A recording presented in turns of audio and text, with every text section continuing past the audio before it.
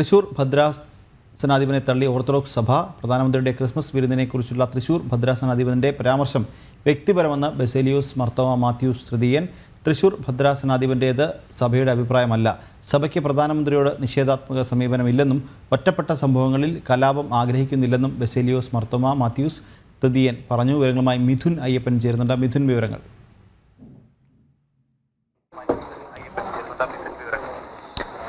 തൃശൂർ ഭദ്രാസനാധിപൻ പ്രധാനമന്ത്രി നരേന്ദ്രമോദി നടത്തിയ ക്രിസ്മസ് വിരുന്നിനെ വിമർശിച്ചുകൊണ്ടാണ് രംഗത്തെത്തിയത്. ഇന്ന് രാവിലെ ഇത് സംബന്ധിച്ചുള്ള അദ്ദേഹത്തിന്റെ പരാമർശങ്ങൾ വിവാദമായിരുന്നു.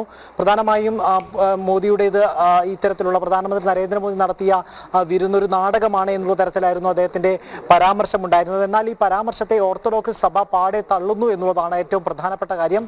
സഭയ്ക്ക് അത്തരമൊരു നിലപാടില്ല എന്ന് വ്യക്തമാക്കുന്നു. അതേസമയം തന്നെ തീർത്തും വ്യക്തിപരമായിട്ടുള്ള ഒരു പരാമർശമാണ് തൃശൂർ ഭദ്രാസനാധിപന്റെ ഭാഗത്തു നിന്നുണ്ടായിരിക്കുന്നത് എന്ന് ബസേലിയോസ് മാർത്തോമാ മാത്യൂസ് തൃതീയൻ കാത്തോലിക്ക ബാവ ഇപ്പോൾ വ്യക്തമാക്കിയിരിക്കുകയാണ്. ക്രിസ്മസുമായി ബന്ധപ്പെട്ട് മാധ്യമങ്ങളെ കാണുന്നതിന് ഇടെയാണ് ഇത് സംബന്ധിച്ചിട്ടുള്ള വിഷയത്തിൽ വ്യക്തത വരുത്തിയത്. സഭയുടെ കൃത്യമായിട്ടുള്ള നിലപാട് സഭ അതിൻ്റെതായിട്ടുള്ള മാധ്യമങ്ങളിലൂടെ സഭയുടെ ഔദ്യോഗിക പ്രതികരണങ്ങളിലൂടെ വ്യക്തമാക്കിയിട്ടുണ്ട്. പ്രധാനമന്ത്രിയോടോ അതുപോലെ തന്നെ മറ്റുള്ളവരോടോ ഇത്തരത്തിൽ നിഷേധാത്മകമായിട്ടുള്ളൊരു നിലപാട് സഭയ്ക്കില്ല. ഒപ്പം തന്നെ എല്ലാ നേതാക്കളോടും ഒരു സമദൂര നിലപാടാണ് ഉള്ളത്. കേരളത്തിൽ പാലക്കാട് ഇത്തരത്തിൽ പുൽക്കൂട് നശിപ്പിക്കപ്പെട്ട സംഭവത്തിൽ കേന്ദ്രമന്ത്രി ജോർജ് കുര്യൻ തന്നെ അതിനെ അപലപിക്കുകയും ദുഃഖകരമെന്ന് വ്യക്തമാക്കുകയും ചെയ്തിട്ടുണ്ട്.